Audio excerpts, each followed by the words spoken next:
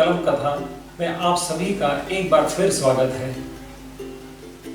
पिछली कहानी आप सभी लोगों को बहुत पसंद आई होगी। पिछली कहानी के दौरान हमने आप सभी से निवेदन करा था कि आप आपकी रचनाएं हमें भेजें। हमारा प्रयास होगा कि हम कलम कथा के मंच से उनकी प्रस्तुति करें। हम सभी लोगों को बहुत धन्यवाद देना चाहते हैं। हमें बहुत सारी कहानियाँ कविताएं प्राप्त हुई हैं। निकट भविष्य में हमारा प्रयास होगा कि हम उन्हें एक एक कर आप सबके सामने प्रस्तुत करें। चलिए आइए हम आज की कहानी का आनंद लेते हैं। आज की कहानी का शीर्षक है अच्छे कार्यों से मिलेगी प्रतिष्ठा। आश्रम में राजकुमार धर्मवर्धन और राजकुमार वीरेंद्रवीर की शिक्षा का आज आखिरी दिन था। शिक्षा पूर्ण कर अपने राज्य लौटने वाले राजकुमारों को गुरुदेव ने अपने पास बैठाकर शुभकामना देते हुए कहा, तुम दोनों ऐसे काम करना जिससे तुम्हारी प्रतिष्ठा पूरे जगत में फैले। तुम्हारी प्रतिष्ठा ही मेरी गुरु दक्षिणा होगी। दोनों राजकुमार गुरुदेव से आशीर्वाद ले अपने अपने राज्य पहुंच गए।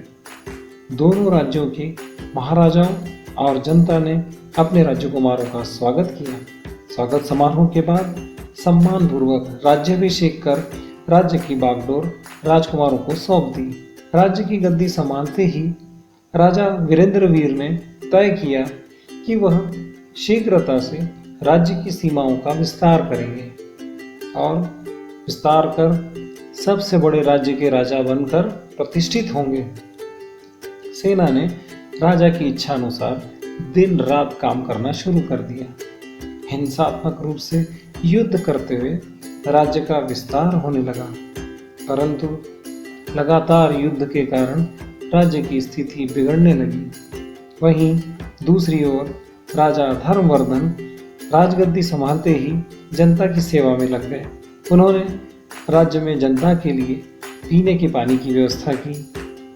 राजा ने जनता के स्वास्थ्य की रक्षा के लिए वेद राजों की नियुक्तियां की। राज्य की खुशहाली से राज्य के आसपास के राजा भी बहुत प्रसन्न थे। वहीं वीरेंद्रवीर एक दिन युद्ध करके लौट रहे थे। रास्ते में उन्हें प्यास लगी। राजा वीरेंद्रवीर ने अपने दो सैनिकों के साथ एक झोपड़ी में प्रवेश किया। वहां उन्होंने देखा एक बुढ़िया सुस्त सी बैठी थी। उन्होंने बुढ़िया से कहा, मुझे पानी चाहिए। बुढ़िया ने बिना देखे क्रोधित होते हुए कहा, पानी पीना है तो महल जाओ। राजा ने अपने सैनिकों को वहीं रोका और भेष बदल गांव की चौपाल पर पहुंचे। वहां उन्होंने लोगों को बातचीत करते सुना तो पाया कि लोग उनसे बिल्कुल प्रसन्न नहीं हैं। वह उदास हो वापस महल की ओर चल पड़े। रास्ते में सोच रहे थे, मैं सबसे बड़े राज्य का राजा हूँ, लेकिन मेरी जनता मुझसे खुश नहीं है। मुझे किसी ने पानी तक नहीं पिलाया। महल पहुंचकर वे सारी रात सो न सके। चिंता में डूबे हुए राजा को अंत में एक ही रास्ता दिखा, इस संबंध में क्यों न गुरुदेव से बात की जाए। राजा तुरंत गुरुदेव के आश्रम जा पहुंचे। सारी बात विस्तार से बताई। गुरुदेव ने राजा वीरेंद्रवीर से कहा, अब आप मेरे साथ चलिए। गुरुदेव और राजा वीरेंद्रवीर ने वेशभूषा बदली। साधारण वेशभूषा में वे राजा धर्मवर्धन के राज्य में पहुंचे। वहां पहुंचकर राजा वीरेंद्रवीर को चारों तरफ खुशहाली का एहसास होने लगा। गुरुदेव ने एक घर के बाहर से पानी मांगा। अंदर से एक महिला आई। उसने मेहमानों को देखा और तुरंत खटिया बिछाई, ठंडा जल पिलाया। ठंडा जल पी सुस्ता कर दोनों आगे बढ़े। गांव की चौपाल पर पहुंचे। कुछ वृद्ध बैठे बैठे गपशप कर रहे थे। गुरुदेव ने राजा धर्मवर्धन के बारे में पूछा तो सभी ने उनकी बहुत प्रशंसा की। वीरेंद्रवीर को समझ नहीं आ रहा था गुरुदेव आखिर चाहते क्या हैं। अब गुरुदेव वीरेंद्रवीर को ले राजा धर्मवर्धन के महल पहुंचे। महल के बाहर दरबान को परिचय देते हुए राजा से मिलने की इच्छा जताई। दरबान का समाचार पाकर राजा धर्मवर्धन दौड़ा दौड़ा गुरुदेव के स्वागत के लिए पहुंच गया। गुरुदेव के साथ वीरेंद्रवीर को देख वह और भी खुश हो गया। स्वागत कर उसने गुरुदेव से भेष बदलने का कारण पूछा। गुरुदेव मुस्कुराते हुए दोनों शिष्यों से बोले, आइए महल चलकर बात करते हैं। राजा धर्मवर्धन और वीरेंद्रवीर गुरुदेव के साथ महल के सभा कक्ष में पहुंचे। वीरेंद्रवीर अपने प्रश्न के उत्तर को जानने के लिए बेताब था।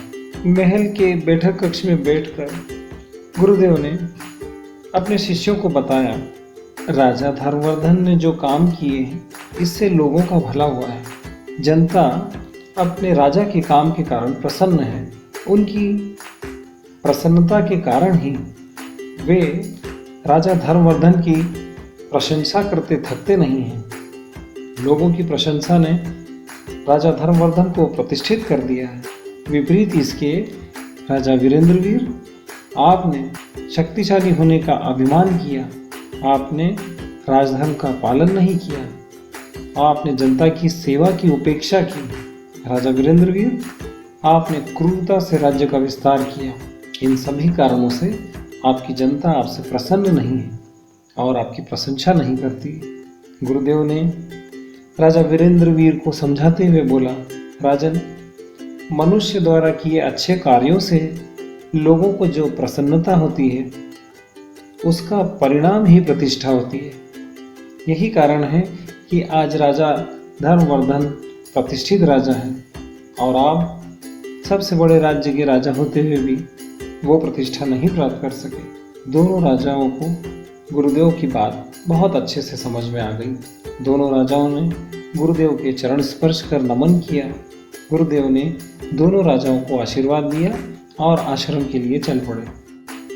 दोनों राजा आपस में गले लगे और विदा हो लिए। साथियों, तो ये थी आज की कहानी।